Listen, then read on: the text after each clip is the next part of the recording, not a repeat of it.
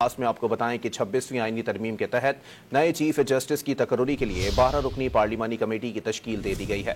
نون league کے خواجہ آصف، احسن اقبال، اعظم نذیر تارڑ اور شائستہ ملک committee میں شامل ہیں۔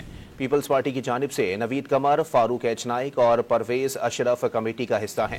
جے یو آئی کے کامران مرتضیٰ اور ایم کیو ایم کی رانا انصار کو بھی نامزد کیا گیا ہے۔ بیرسٹر گوہر، علی ظفر اور حامد رضا سنی اتحاد کونسل کی نمائندگی کریں گے۔ خصوصی کمیٹی کا اجلاس آج شام 4 بجے طلب کر لیا گیا ہے۔